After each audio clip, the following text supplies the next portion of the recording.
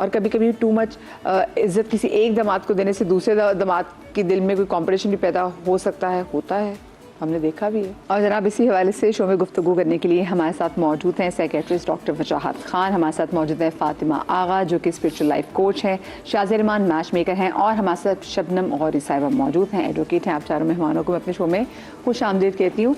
और सबसे पहले तो वैसे मेरा सवाल ये, मैं शाज़िया जी आपसे शुरू करूँगी क्योंकि आप काफ़ी ज़्यादा होने वाले दमादों को जो है वो उनकी असर मंजिल तक पहुँचा रही होती है, के बाद के मसले। जी जी बिल्कुल बिल्कुल। तो ये मुझे ये बताइए, इतना लाडला क्यों होता है ये दामाद? हम क्यों दामाद से इतना डरते हैं? मतलब उसका एक अपना एक टेरर होता है। क्या ये होता है कि टेंशन होती है कि अगर जरा सी चीज़ ऊपर नीचे होगी तो हमारी बेटी की ज़िंदगी मुश्किलात हो सकती है? सबसे पहली बात तो ये है कि आपकी बेटी किसी की भी फैमिली में जाती है, ठीक है, और आपका दामाद जो है आपके घर आता है, तो आप इस चीज़ को भी लेके बहुत ज़्यादा कॉन्शियस होते हैं कि अब वो साल में एक बार आता है या वो हर हफ्ते आता है। कुछ दामाद ऐसे होते हैं जिनको इंस्ट्रक्शंस होती हैं कि जी हमारा बेटा तो बहुत रख रखाव वाला है, साल में 2 बार या 3 बार आपके वो जो एक ईद पे भी दूसरे दिन आना होता है, ईद पे या किसी खुशी गमी पे आते हैं, उनका इनडायरेक्टली कहीं ना कहीं ये भी होता है कि फिर वो प्रोटोकॉल बहुत ज़्यादा बढ़ जाता है। उनकी फैमिली की तरफ से इंस्ट्रक्शंस होती हैं कि ज़्यादा बैठना नहीं, कलफ लगे बैठे रहना, गर्दन में सरिया रहे, दामाद एक कैफियत हो जाती है। और कुछ दामाद ऐसे होते हैं जो कि आते भी बहुत कम है मगर टेंशन भिजवाते रहते हैं अपने ससुराल में फरमाइशों की सूरत में।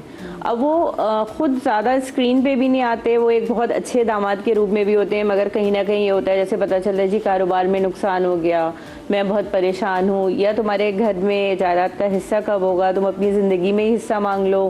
तो ये सारी चीज़ें होती हैं। अब हमारे यहाँ क्योंकि हम जिस खत्ते से ताल्लुक़ रखते हैं, हमने इस रिश्ते को एक्स्ट्रा ऑर्डनरी नाउजुबिल्ला एक पूजना शुरू कर दिया। तो हम उसको अगर बैलेंस लेके चलते हैं, बहुत सारे लोगों के घरों में बहुत बैलेंस होता है कि कहते हैं कि घर के फर्द की अगर हैसियत है तो हमारे यहाँ दाल बनी है तो आप दाल भी खाइए, लेकिन वो जो आपकी वाली बात है कि एक खास किस्म का शरबत, एक खास किस्म के मतलब 3 सालन अगर नहीं होंगे, या दामाद के आने का सुन के घबराहट तारी हो जाती है और घर में एक अफरा तफरी की कैफियत हो जाती है, कोई बाजार भागता है, शुरू के मतलब 5-10 साल तो हमारे यहाँ ये आम बात है। मुझे लगता है कहीं बहुत सारे हम प्रोटोकॉल भी दे देते हैं तो हम कहीं देखिए जो इज्जत वाला होता है ना वो फिर आगे बदले में उसको इज्जत ही देता है, लेकिन कहीं कहीं कुछ कमजोर लोग भी होते हैं कि अगर आप उनको बहुत ज़्यादा इज्जत दें तो वो फिर उनको लगता है हम तो भी बहुत बड़ी चीज़ है, फिर वो आगे बेटी को ना वो टफ टाइम देना शुरू कर देते हैं। क्यों है ये दामाद इतनी आंखों का तारा, ये बताए पहले। आप खुद भी दामाद मुझे तो काफ़ी मुश्किल हो गई है ऐसे टॉपिक की से बात करते हुए, मुझे खुद भी मुश्किलात का सामना है, लेकिन बात ये है कि बहुत कम ऐसे लोग होते हैं जिनको इज्जत रास आती है। अगर हम देखें तो अगर किसी को कभी ज़िंदगी में इज़्ज़त ना मिली हो, इत्तेफाक से वो इज़्ज़त को ढूंढ रहा हो और इत्तेफाक से उसको इज़्ज़त मिल गई ससुराल से, तो उसको समझ नहीं आता है मैं क्या करूं, क्योंकि वो इतना ज़्यादा भूखा होता है इज़्ज़त का। बाज़ औक़ात इंसान को ये भी नहीं पता होता है कि अगर कोई मुझे रिस्पेक्ट दे रहा है तो मैंने रिस्पॉन्स क्या करना है। आप मशहूरियत, दौलत, इज़्ज़त ये नहीं संभाल पाते कभी कभी जब आपको अल्लाह ताला इससे नवाजता है। तो दामाद एक ऐसी कैफियत है, जिस तरह आपने वर्ड यूज़ किया कि जिसमें सब कुछ इकट्ठा मिल जाता है, सब कुछ ही मिल जाता है। एक अच्छी बीवी मिल रही होती है, साथ साथ एक ससुराल जो बहुत इज्जत कर रहा है, और वो इज्जत इतनी होती है कि शायद आपको माजी में नहीं मिली हुई होती। मतलब जोड़ा क्या पहनोगे यहाँ से स्टार्ट देते हैं, और फिर आप माशाल्लाह जितनी कंफर्टेबल हैं बिल्कुल। अब जिनको घर वाले दूसरी बार सालन नहीं डाल के दे रहे होते उनको पसंद था सबसे पहले यार देखिए ना, मतलब कुछ तो ठीक है वहाँ के लाडले तो होते, लेकिन हम एक्सपेक्ट कर रहे थे कि जिस घर में जा रहे हैं, जिस घर से बच्ची आ रही है, वहाँ के तो और ज्यादा लाडले बन जाए ना, बिल्कुल मर्तबा चेंज हो जाता है ना आपका। और क्या, वही ना कि उसको समझ ही नहीं आता ये मुझसे इतने सवालात और इज्जत अफजाई हो कैसे रही है।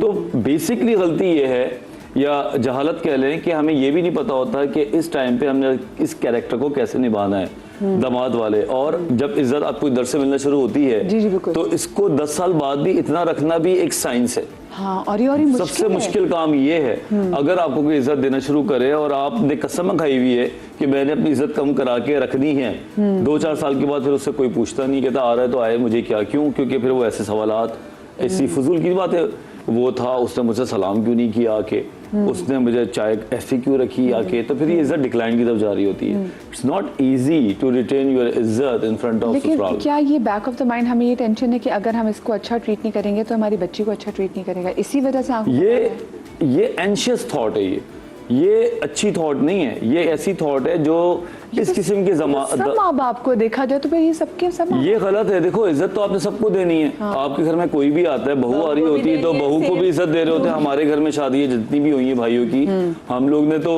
उनकी तैयारियों में घर सजाए कि हमारी भाभी आ रही है और भाभीियों को इतनी इज्जत दी। तो इज्जत तो आपको सबको देनी है, लेकिन इज्जत देने के पीछे अगर आपका ये दिमाग है कि सॉरी कि ऐसा ना करूं तो वैसा कुछ ना हो जाए, जो एंजाइटी से जो ऑपरेट कर रहे होते हैं ना, विच इज वेरी डेंजरस। और मेरे ख्याल से फिर ऐसे रिश्तों का निभाना ज़्यादा मुश्किल होता है। शबनम जी, आपको क्या लगता है कि क्यों हम अपने इस घर के इस एक कैरेक्टर को, एक इस रिश्ते को कभी कभी लगता है ओवरडू कर जाते हैं निभाने में? बिल्कुल करते हैं। असल में सिलसिला ये है कि पाकिस्तान और इंडिया हमेशा से एक साथ चलें। ये बेसिकली दामाद की दामादी जो है ना, ये इंडियन ट्रेडिशन है। मुसलमानों में पाकिस्तान में इन्फ्लुएंस है तो पाकिस्तान को अब इसको छोड़ देना चाहिए क्योंकि वी आर मुस्लिम कंट्री। तो ये बेसिकली हिंदुआना है कि दामाद को दामाद जी बना के रखना है, और चूंकि उसके पास हमारी बेटी गई है तो उसको जो है हमने ख्याल रखना पड़ेगा, वरना वो हमारी बेटी को परेशान करेगा। बेटियों को इज्जत नहीं देती थी ना, तो वो इस पे रिलाई करना पड़ता था। हाँ। अच्छा, यहाँ पर एक नेगेटिव चीज क्या आती है, उस लड़के को ऐसा लगने लगता है यार कोई ना कोई कमी है इसकी बेटी में, तो इस वजह से ये मुझे इतनी इज्जत दे रहा है। और एग्जैक्टली इनकी डॉक्टर साहब की बात को मैं सेकंड करूंगी कि वाकई में कि उसको ऐसा लगने लगता है कि मतलब मैं ही कुछ सम्मान, आई एम भगवान। हाँ, यही वो कहते हैं कि हमें ही एग्जैक्टली यही होता है इसमें सिलसिला।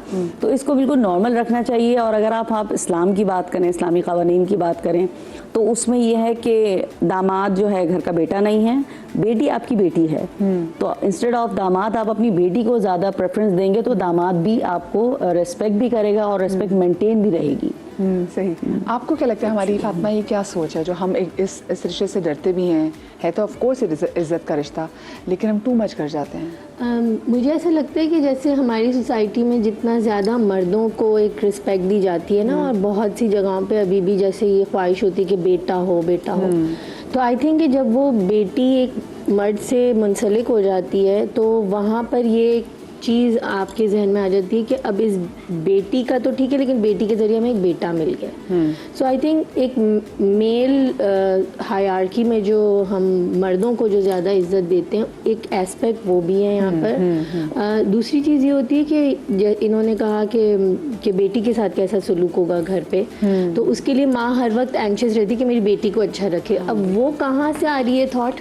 वो very much so I think कि वो जो खुद औरत है, उसने जो ज़िंदगी गुजारी है अपने मियाँ के साथ, वो सारे प्रीएम्प्टिव थॉट्स लेके अपनी बेटी की शादी में भी सोच रही है कि अगर मेरे मियाँ ने मुझे तंग किया था, अगर मेरे मियाँ ने मेरे महके से बहुत इज्जत मांगी थी या महके ने इज्जत नहीं दी तो उन्होंने मुझे तंग किया था, तो मेरी बेटी को भी करेंगे। तो उस थॉट के साथ हम उस साइकिल को तोड़ते नहीं हैं। हाँ। और जी, जहाँ तो टेरर आ जाए तो वहाँ पे तो इज्जत तो फिर वो बस एक फोर्सफुली चीज़ होगी ना, वो दिल से इज्जत तो फिर नहीं हो सकती फातिमा। कि अगर मैं किसी से डरी नहीं हूँ कि ये बंदा मेरी बहन को या फिर मेरी बेटी को जो है वो टफ टाइम देगा अगर ये हमारे घर से खुश ना गया तो वो तो सिर्फ फियर में मैं कर रही हूँ, असल में दिल से तो उसकी इज्जत नहीं करती। इसका नहीं, बिल्कुल बिल्कुल यही बात है कि हमें हमारे यहाँ तो सुपरफिशियल होने का एक थोड़ा सा ट्रेंड ही है ना। जी जी जी जी। हम लेकिन माशाल्लाह हमारे यहाँ बच्चे जो है ना वो ऑथेंटिसिटी की तरफ जा रहे हैं। लेकिन पहले ज़माने में तो जाहिर है वो जो रख रखाव का वर्ड है वो तो ऊपर ही से होता है ना, रख रखाव। बिल्कुल तो हमारे यहाँ दामादों की रख रखाव में हम अपनी इज्जत सोसाइटी में समझते हैं। हाँ। कि उसने जाके एक डंका बजाना है सबके सामने कि इन्होंने मुझे घर में कैसे रखा हुआ है।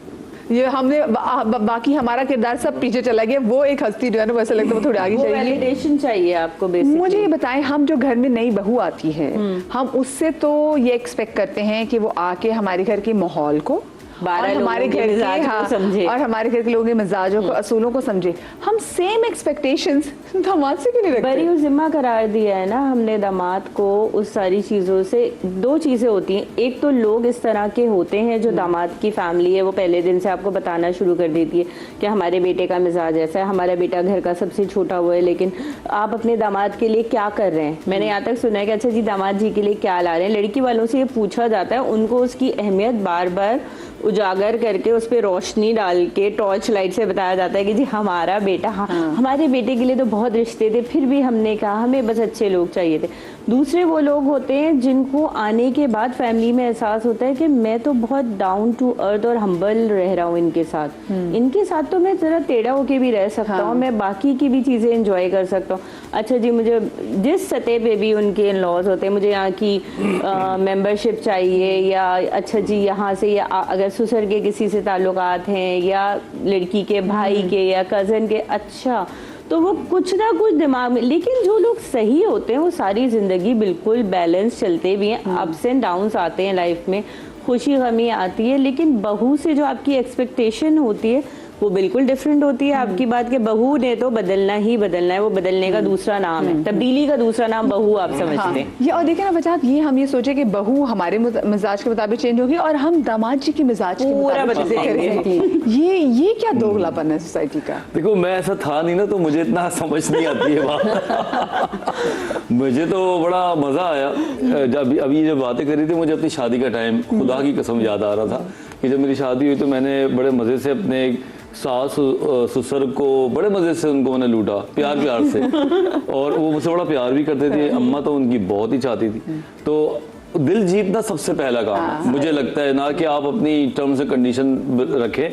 जब मेरी शादी हुई तो मेरी जद्दा में शादी हुई थी, मैं वहाँ 1 महीना रहा, उम्रे करते रहे, रमजान का टाइम था, माशाल्लाह। तो उन्हीं के घर पे मैं रहता था और बड़ा इजी मैंने उनका दिल जीता, साथ बैठना उठना। उनका कोई बेटा नहीं था तो एक एच मुझे ये मिली। तो उसके बाद मैंने बड़ी जिद मनवाई इनसे, बड़े मजे किए। एक बार वो सऊदीया से आ रहे थे अब्बा जी मेरे ससुर, तो मैंने कहा हाँ जी ये वो फला फला। मैंने कहा अच्छा अरेबिया का वो परफ्यूम उधर ले लिया आपने मेरा? कह रहे नहीं वो तो मैंने नहीं लिया। मैंने कहा अभी जाके आप ले। कह रहे बेटा, मैंने कहा नहीं मुझे नहीं पता, वो मुझे चाहिए। तो फिर मैंने आंटी से शिकायत की, मैं कहा देखिए ये मेरा परफ्यूम नहीं आया। वो गए लेके आए और यहाँ के कहते हैं तू नहीं सुधरेगा। तो एक ऐसा भी ये टॉपिक आप पे है, दामाद लाडले हैं। लाडले बिल्कुल अच्छा देखिए डिजर्व भी कर रहे हैं ना, एक ये वाले दामाद ऐसे होता है ये ऐसे होता है। अब मैंने उनको बिल्कुल नेचुरल फिनोमिना में रखा, जैसे घर पे था तो वो नेचुरल रहा। उसमें उनके हजारों ऐसी चीजें थी जो मैं दौड़ दौड़ के जाके करता था, क्योंकि वही वाली बात, उनका बेटा नहीं था। लेकिन अगर आप शुरू से कलफ लगा के बैठ जाए, वो आप एक रिश्ता हाँ बिल्कुल। और ये एक टिप ही दी है मैंने लोगों को, जब आप शादी करके तो सबसे पहले तो आप उनके माँ बाप को जो आपकी सबसे कीमती चीज आपको दे रहे हैं उसका थैंक्स तो करें। कि बेटी, मैं खुद समझता हूँ यार बेटी किसी को दे देना मतलब कुछ नहीं बचता। बेटी के अब्बा है ना, वही तो उसके आपको बचता ही नहीं कि आपने अपनी बच्ची किसी के हवाले कर दी, तो उस पर क्या अकड़ भाई, उस पर तो आपको थैंक्स करना चाहिए। और शुरू के 1-2 महीने होते हैं इन्वेस्टमेंट के, अगर आपने वो इन्वेस्ट कर दिया तो उसके बाद आपको हर चीज मोहब्बत इज्जत हमेशा मिलती रहती है। ये बिल्कुल है ना, ये वो ऐसा कारोबार कि आपने शुरू में इसकी जो बुनियाद अच्छी रख दी ना, और मल्टीप्लाई होता रहता है ना वो।